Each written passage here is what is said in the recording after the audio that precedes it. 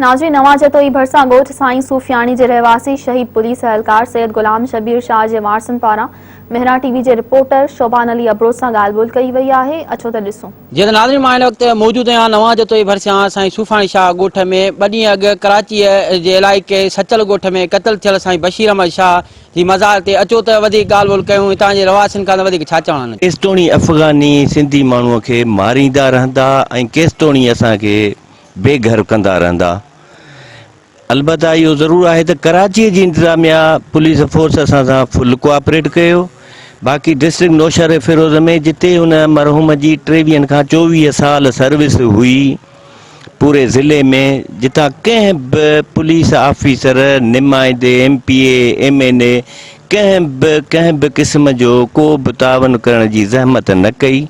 असांजी फैमिली मां हिकिड़ो जोधो चौहान शहीद थियो, हिकिड़ो सपूत हुयो।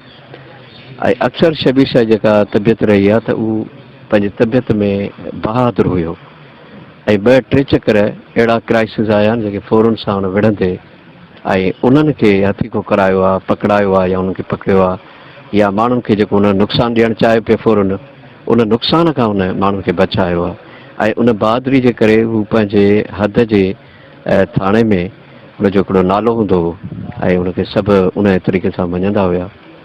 ॾुखाइती घड़ी आहे। मलीर ज़िले में सचल थाणे ते पंहिंजे ड्यूटी सरअंजाम ॾेई रहियो हुयो। हू जमाली पुल ते ड्यूटी करे रहियो हो, जंहिंजे सबबु शहीद थी वियो आहे मुक़ाबले में। जी अल्लाह हुनखे जन्नत फिरदौस में आला मुक़ाम अता फरमाए।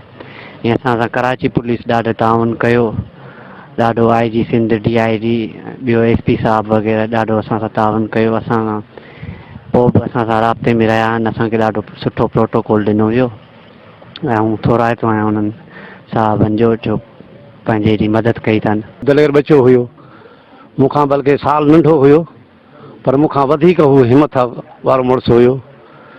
हू पंहिंजे ड्यूटी सरअंजाम ॾियण खां पोइ शहीद थियो आहे। ऐं शहादत अहल बैत खे जो विरसो आहे, अहल बैत खे शहादत मिलियल आहे। हू शहीद थियो आहे, असांखे फ़ख़ुरु आहे। उहो असांजो ज़िंदा आहे ऐं तमामु जीअं त पूरे नौशहरे ज़िले में हर थाणे ते, हर चौकीअ ते, हर पिकट ते रहियो आहे। पहिरीं त इहो अर्ज़ु आहे त जेको शहीद थी वियो आहे साईं शबीर अहमद शाह, उहो मुंहिंजो रिश्ते में सॻो भाणेजु आहे। ऐं हुन पंहिंजे ड्यूटीअ दौरान जेका क़ुर्बानी ॾिनी आहे उनजे लाइ मां खेसि पिछाई जे हिन बैद सां जेको आहे ट्रिब्यूट ॾियणु चाहियां थो त सूर्य मरी सोभ खे त दिलि जा वहम विसार, हण बाला विड़ भाकुरे आॾी ढाल मढार, मथां तेग तरार मार त मतारो थी। शहीद शबीर अहमद शाह पंहिंजे ड्यूटीअ सां जेको वचन कयो हो, उहो ज़िम्मेवार माण्हू जेको आहे जंहिंखे हितां जे तरह जो को बि चूंडियल MPA MNA या अला इक़्तिदार वारा माण्हू असां ते अञा हिन महिल ताईं को लड़ी बि न आयो आहे।